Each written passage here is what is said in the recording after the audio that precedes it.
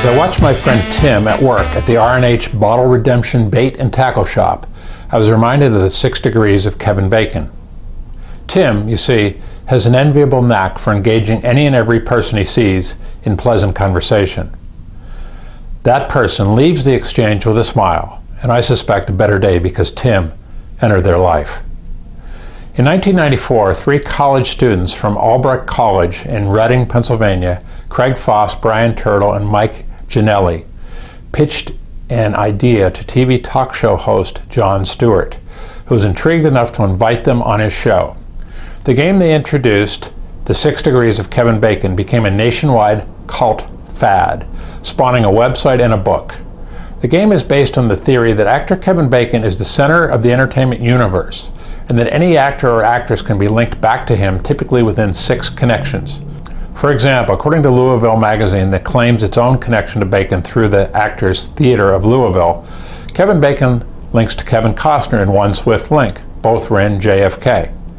Julie Louise Dreyfus of TV's Seinfeld, however, takes all 6 steps to make a chain. According to the book, she was in Christmas Vacation with Randy Quaid, who was in Major League 2 with Tom Berenger, who was in Shattered with Greta Scacchi, who was in Presumed Innocent with Harrison Ford, who was in Raiders of the Lost Ark with Karen Allen, who was in Animal House with Kevin Bacon. For movie aficionados, 6 Degrees is like extreme Trivial Pursuit without the need for a game board or cards. And like TP, you can go on for hours. How does this tie to friend Tim and his penchant for striking up endless numbers of conversations throughout his daily travels? Tim creates a comfort level for all who meet him by forming a connection.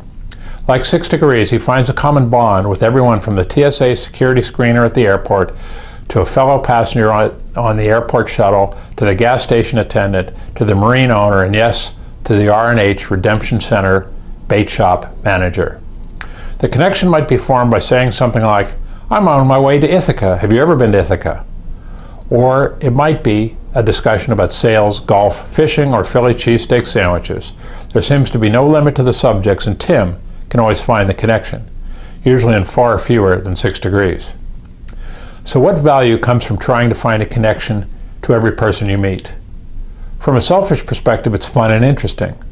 It's amazing the things you can learn from idle conversation with others, and it's surprising how entertaining it is. Besides being fun and interesting to interact with others, it's clear that Tim's real happiness is bringing happiness to others. One night, as Tim gassed up his car, the station attendant commented that he was out of regular. Tim, who had already struck up a conversation, said, "No problem, just give me whatever you have." When the attendant replied that he wished more people would have that attitude, he went on to describe how mean and angry other customers had become when learning about the shortage.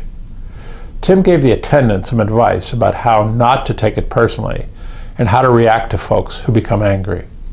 He then turned to the customer behind him and said, "By the way, the station is out of regular, but Bob here is doing his best to take care of the customers and has no control over the gas situation.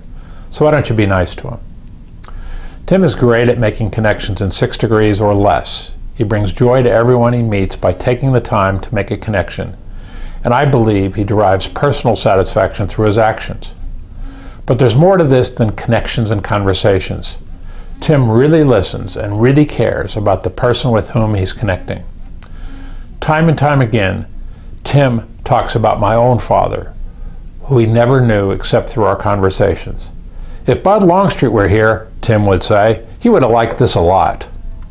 As I see it, if we all adopted Tim's way of life, connecting with others, listening, really listening to others, caring about others, and trying to brighten the day of every person with whom we came into contact, this wonderful, wonderful world would grow even more wonderful with each passing day. See how many degrees it takes you to make a connection. If Tim is any indication, I think you'll find the degree of personal reward to be a terrific return on your investment. I'm John Longstreet with another edition of the Longstreet Beat. Thanks for tuning in, and I'll see you again next time.